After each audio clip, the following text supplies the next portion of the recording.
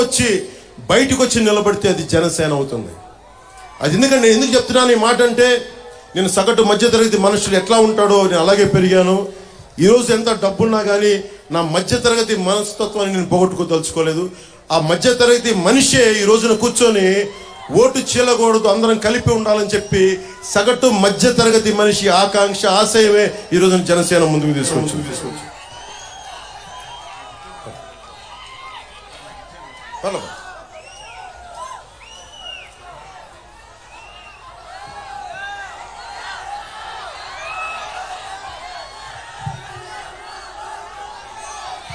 మీ అందరికీ కూడా మంచి రోజులు ఉన్నాయి.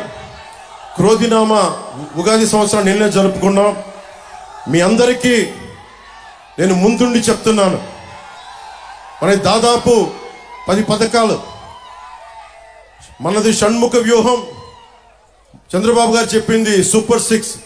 వాటిలో 2 కామన్ పాయింట్స్ ఉండటం వల్ల అవి 10 మనం 2 పాయింట్స్ దాంట్లో ఉండటం వల్ల మొత్తం కలిపి 10 పాయింట్ ఫార్ములాగా ఆంధ్రప్రదేశ్కి కావాలి. పెట్టుబడులు రావాలి, ఉపాధి అవకాశాలు లభించాలి. ఆ దిశగా అడుగులేస్తా ఉన్నాం. రైతుకి కన్నీరు పెట్టండి.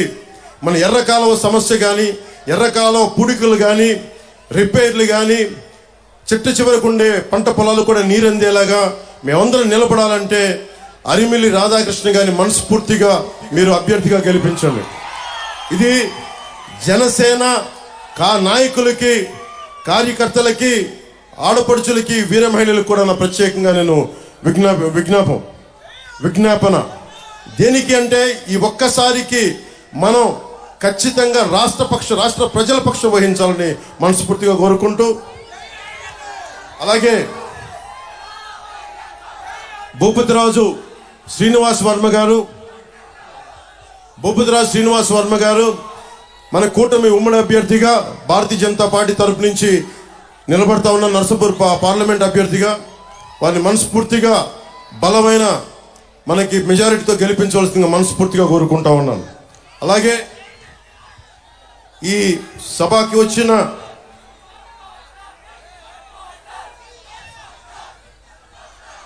మందలపు రవి గారికి, తోట సీతామహాలక్ష్మి గారికి, కనుమూరి మన RRR రఘురామకృష్ణరాజు గారికి, కొడుకులపూడి గోవింద్ చిన్నబాబు గారికి, అలాగే నార్ని తాతాజీ గారికి, శ్రీదేవి ఇమాంపూడి శ్రీదేవి గారికి, ముళ్ళపూడి వెంకట కృష్ణారావు గారికి, వీరందరికీ కూడా మనస్ఫూర్తిగా వారందరికీ నా హృదయపూర్వక ధన్యవాదాలు తెలియజేసుకుంటూ ఒకే మొక్క మాట చెప్తాం. Hello AP, hello AP, hello AP. వైసీపీని కుమ్మిక్కు మొత్తం చితగొట్టి గోస్తం. జై జనసేన, జై కూటమి, జై టీడీపీ, జై బీజేపీ, జై జనసేన, జై హింద్.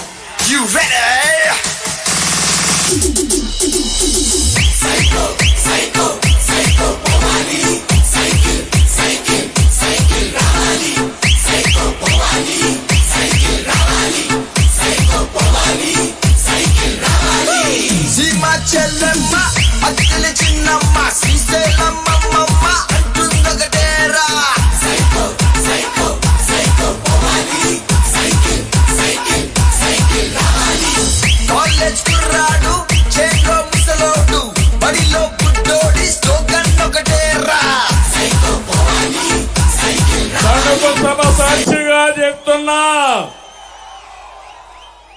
సైకిల్ స్పీడ్ కు ఇంకా తిరుగులేదు. గ్లాస్ జోరుకి ఎదురు లేదు.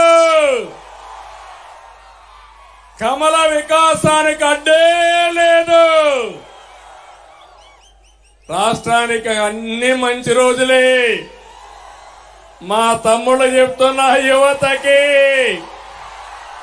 తమ్ముళ్ళు భవిష్యత్తు మీదే. రాష్ట్రాన్ని కాపాడుకోవడానికి 3 పార్టీలు చేతులు కలిపాం. 3 జెండాలు వేరు, అజెండా ఒకటి. అదే సంక్షేమం, అదే అభివృద్ధి, ప్రజాస్వామ్య పరిరక్షణ అని చెప్పి మరొకసారి మీకు తెలియజేస్తున్నా. 2014లో విభజన కష్టాల నుంచి రాష్ట్రాన్ని గట్టెక్కించేందుకు 3 పార్టీలు కలిశాం. ఈరోజు మళ్లీ కలుస్తున్నాం.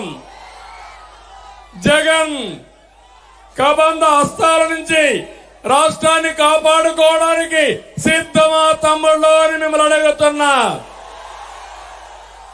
కలిసింది మామూలు వ్యక్తులు కాదు. అనుభవం నేను, తపనున్న పవన్ కళ్యాణ్ గారు, దేశాన్ని ప్రపంచ మట్టంలో పెట్టాలని, నెంబర్ 1 దేశంగా తయారు చేయాలని పనిచేసి నరేంద్ర మోడీ గారు కలిశాం. ఏం తమ్ముళ్ళు తిరుగుంటుందా అని మిమ్మల్ని అడుగుతున్నా. ఇంకో పక్క పవన్ కళ్యాణ్ గారు ఒక సినిమా హీరోనే కాదు, కోట్ల రూపాయల ఆదాయాన్ని ఎదుర్కొని సుఖమైన సినిమా జీవితాన్ని ఎదుర్కొని ప్రజల కోసం నిలబడ్డ నిజమైన hero power star Pawan Kalyan garu. అక్రమాల ప్రసిద్ధుల కోసం పవన్ నిలబడ్డాడు. ప్రజల తరపున గళం వినిపించడం కోసం, ప్రశ్నించడం కోసం నిలబడిన పవన్ కళ్యాణ్ గారిని అభినందించమని మిమ్మల్ని అందరినీ కోరుతున్నా. ఈ క్రమంలో పవన్ కళ్యాణ్ గారి పైన వైసీపీ దారుణంగా వ్యక్తిగత దాడి చేశారు. అయినా అనేక అవమానాల్ని, దాడుల్ని తట్టుకొని